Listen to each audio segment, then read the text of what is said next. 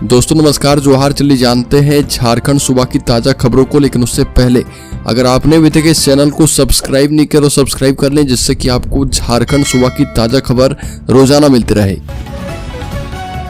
सबसे पहली खबर की बात करें तो झारखंड के पूर्व मुख्यमंत्री हेमंत सोरेन की पत्नी कल्पना सोरेन अब सक्रिय रूप से राजनीति का हिस्सा बन गई है और हेमंत सोरेन की गिरफ्तारी के बाद से ही कल्पना सोरेन लगातार एक के बाद एक कई सभाओं को संबोधित कर रही है और उलगुलान न्याय महारैली जैसी बड़ी सभा में ओंकार भरी थी। और अब खबर सामने आ रही है कि 29 अप्रैल को कल्पना सोरेन गांडे सीट के लिए नामांकन दाखिल करेगी। और बताते चले कि बीजेपी ने गांडे विधानसभा उपचुनाव के लिए दिलीप कुमार वर्मा को अपना प्रत्याशी बना दिया है और ऐसे में यह चुनाव काफी दिलचस्प होने वाला है। अगली खबर, अफीम तस्करी के 3 दोषियों को 10-10 वर्ष की सजा। बता दें कि कोर्ट ने अफीम तस्करी करने के 3 दोषियों को 10-10 वर्ष की सजा सुनाई है और इन पर 1-1 लाख रुपए का जुर्माना भी लगाया गया। तीनों दोषी के नाम पांडा बोदरा, एसी बिरसा और सुबोध प्रजापति हैं। इन पर कराईकेला थाना कांड संख्या 17/2022 3 सितंबर को धारा 18B/25 NDPS एक्ट लगाया गया था और इनके खिलाफ अफीम रखने और वैध कागजात के बिना परिवहन करने का मामला दर्ज किया गया था। अगली खबर, प्रधानमंत्री नरेंद्र मोदी ने कहा कि कांग्रेस आपकी संपत्ति पर पंजा मारना चाहती है। ये सत्ता में आए तो लोगों के घर, गाड़ियां, सोना छीनकर सभी लोगों में बराबर बांट देंगे। प्रधानमंत्री मोदी ने अलीगढ़ में जनसभा को संबोधित किया और उन्होंने कहा कि पिछली बार जब अलीगढ़ आया था तब अनुरोध किया था कि सपा और कांग्रेस के परिवारवाद, भ्रष्टाचार और तुष्टीकरण की फैक्ट्री में अलीगढ़ का ताला लगा दीजिए। पीएम ने कहा कि इंडिया गठबंधन की नजर आपकी संपत्ति पर है। नौकरी पेशा वाले लोगों ने अपने बच्चों के भविष्य के लिए जो एफडी करवाई है वो लोग उसकी भी जांच करवाने की बात करते हैं और कांग्रेस इसका सर्वे करवाएगी, फिर सरकार के नाम पर कब्जा करेगी। ये आपकी संपत्ति को छीनकर बांटने की बात कर रही है और कांग्रेस यहाँ तक जाएगी कि आपके गांव में पैतृक घर है तो या लोग उसे 2 घर बता करके छीन लेंगे। अगली खबर, धनबाद लोकसभा सीट से टिकट कटने के बाद सांसद पीएन सिंह पहली बार मीडिया से मुखातिब हुए और सांसद पीएन सिंह ने कहा कि इंडी गठबंधन के पास कोई नेता नहीं है और पीएन सिंह ने कहा कि झारखंड निर्माण की असली हकदार भाजपा है। झारखंड मुक्ति मोर्चा, कांग्रेस, राजद का कोई भी योगदान नहीं है।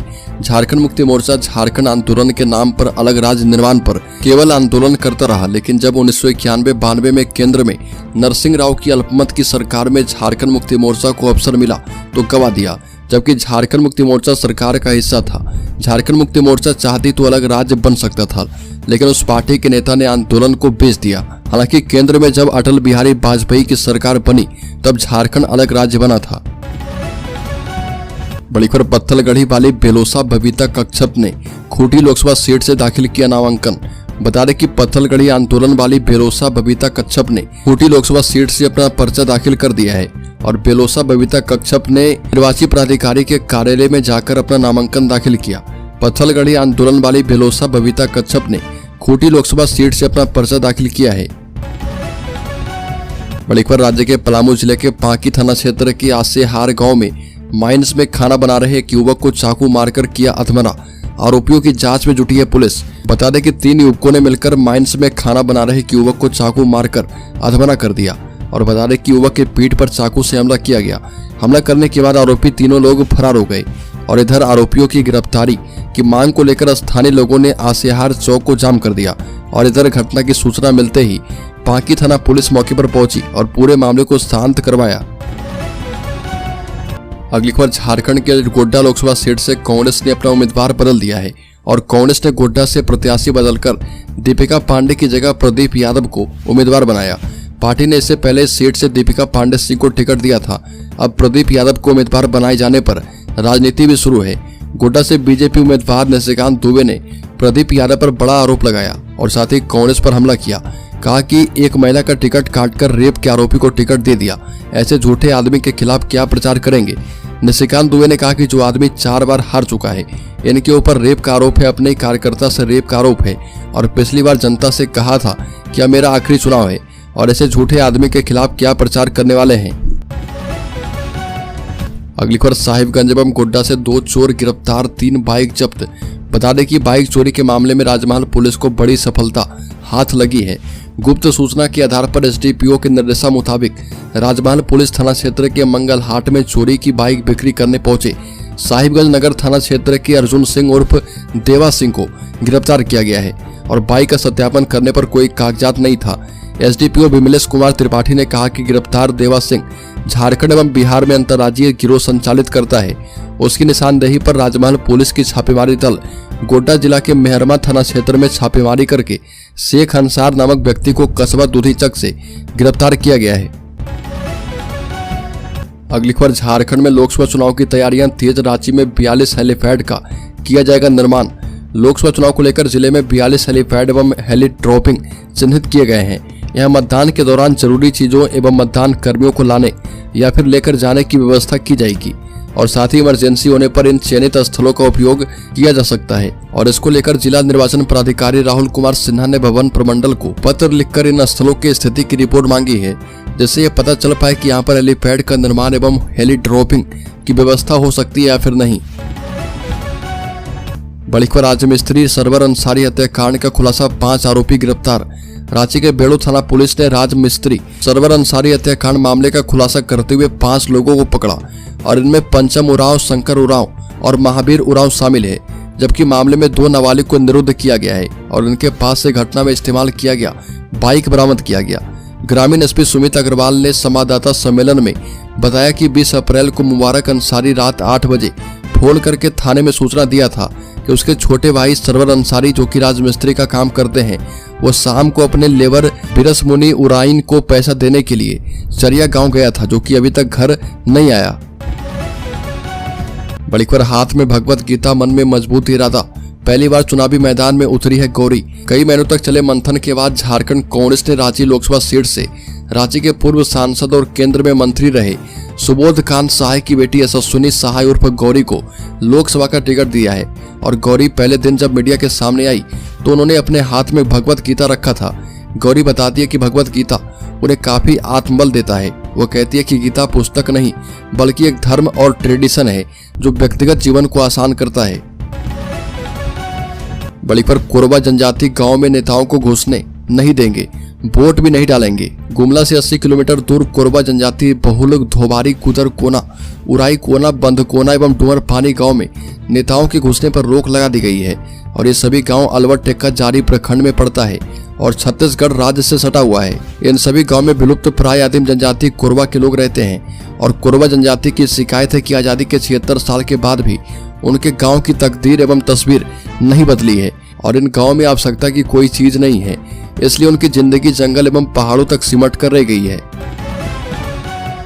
बड़ी खबर, गिरिडीह में 40 करोड़ की लागत से बन रहा नगर निगम का भवन भरभराकर गिरा। बता दें कि झारखंड के गिरिडीह शहर के ऑफिसर कॉलोनी में करीब 40 करोड़ रुपए की लागत से बन रहे नगर निगम के नए भवन का सामने का हिस्सा पूरी तरह से गिर गया और घटना में मौके पर काम कर रहे करीब 2 दर्जन से अधिक मजदूर बाल बाल बच गए। भवन का सामने का हिस्सा गिरने के बाद संवेदक के द्वारा मरम्मत कार्य तेज करके सभी काम को दुरुस्त करने में जुट गए।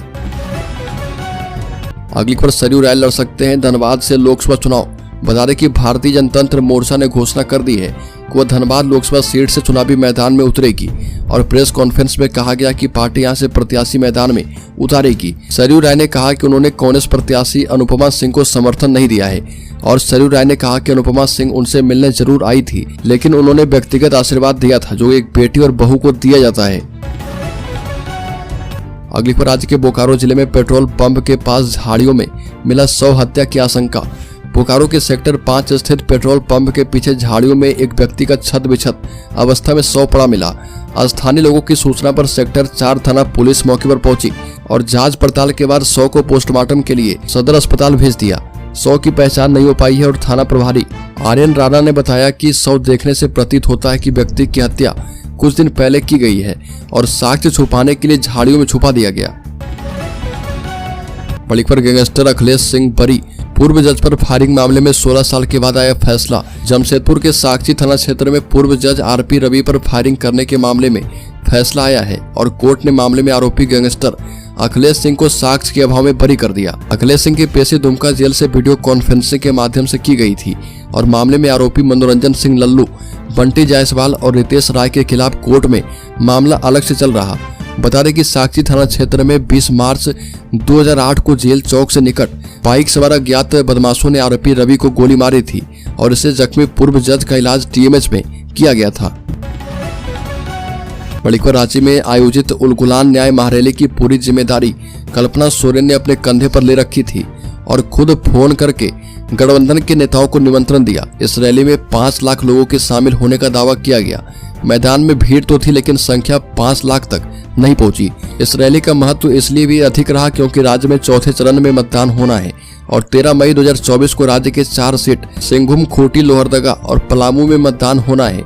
इस रैली के माध्यम से मतदाताओं को इंडिया गठबंधन की तरफ खींचने की कोशिश रही।